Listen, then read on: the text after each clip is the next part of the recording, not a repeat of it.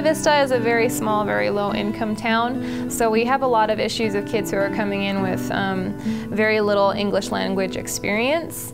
Monte Vista itself and many of the surrounding areas are pretty high poverty. 4 generations basically of migrant workers who first came here, and now they've been here and established themselves. I think what the people know here in San Luis is that we're the oldest town in Colorado.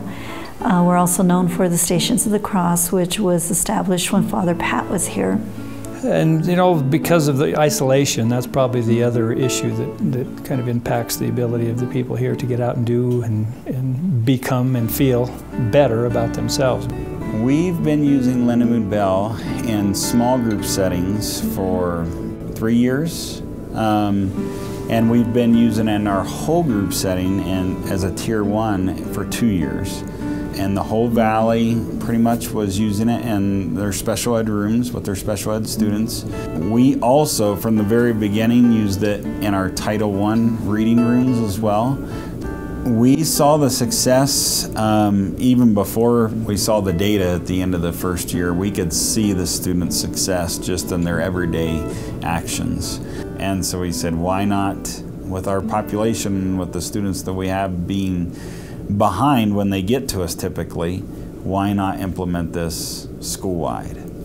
We knew because of the poverty issues and the language deficits and the lack of reading exposure that our kids have, that we had to do something drastic, and so we were fortunate enough to get because we qualified for Colorado READ Act money. We knew that we wanted to do something that was a whole school, not just the interventions for a few kids. And so from the very beginning we decided we wanted to have that instruction take place across all of our elementary from kindergarten through 5th grade, and so that's what we did.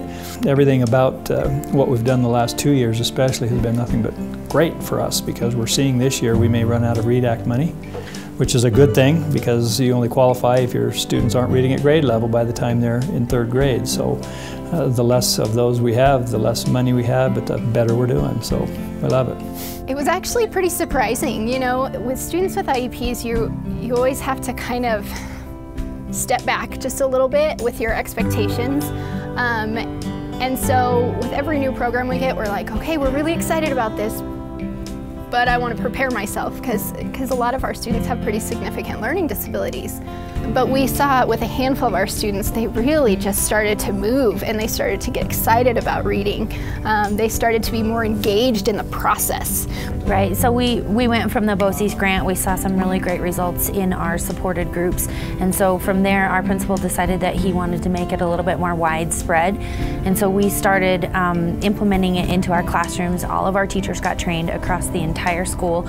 Any of our support staff, instructional staff, they all got trained, and we started right in with some Tier 1 instruction, so every classroom does 30 minutes a day of Lindamood-Bell. We really knew after that first year the results from the special ed students, this was probably going to work whole school. So that following year, at the beginning of the 2nd year, we used our READ Act funds and bought our own training sessions and have done 2 really positive summer schools as a result of that.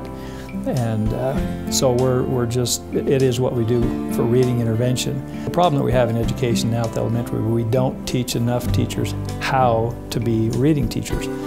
It's a generalist approach and it's just not in-depth enough. So this has been helpful for us. We'll plan to continue the same kind of in-depth training that every one of our teachers now have. So I think my reaction when I heard the word robot would be like a lot of the teachers. They were like, what? Robot? When the robot was first presented to me, I was kind of like, are you kidding me? Like, okay, a robot, really? It's going to be coming into my room and teaching a lesson?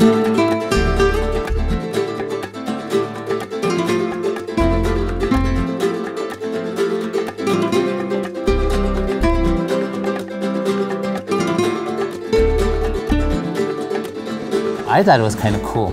To get that support, it was really great. If I was doing it wrong or if I was doing it right, feedback with the robot, helped out a lot this year. having someone in here, honestly, I leaned more on the person and I kind of had them help a lot more, but with the robot, it's been more of a give and take, so I actually have to do something. And you actually have a human being on the other side. It's not the robot. I think the robot at the beginning was, you're nervous because it's rolling in, the kids are nervous about it, but once you get used to it, it's just like having another person in the classroom. Wasn't as big of a deal as I expected it to be. Teachers felt like they were developing that relationship with the person and getting what they needed. So I think the aha moment was after that first month when I'm asking people and everybody wanting the robot back. I was like, wow, it's a challenge to get everybody on the same page, and even when we're all working together, it's powerful when everybody is for one initiative, no matter what that initiative is.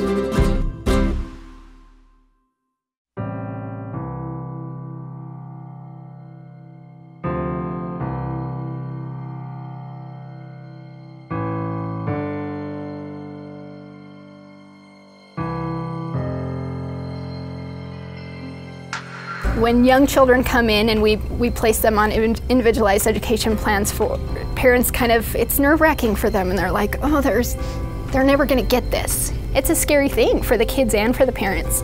And so to be able to bring parents back in and say, look at this, look at what they've done.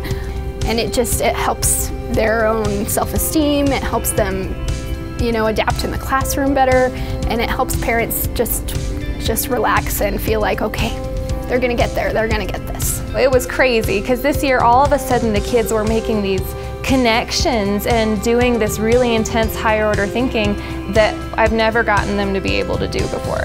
And I really do think that was because of the visualizing and verbalizing skills that they'd learned. Teachers will be like, this kiddo likes reading now. They used to dread it, and now they love to pick up the book and read whatever they're interested in, and it's powerful. It's also powerful when you're in meetings like IEP meetings, meeting with parents, and you're able to show them the growth. And we've had parents literally crying that they're so happy that their kids have made so much growth. Part of what I see happening and will continue to do is provide the ongoing support. It is a part of who we are, just as much as capturing kids' hearts is a part of who we are. It's how we will address our reading deficits.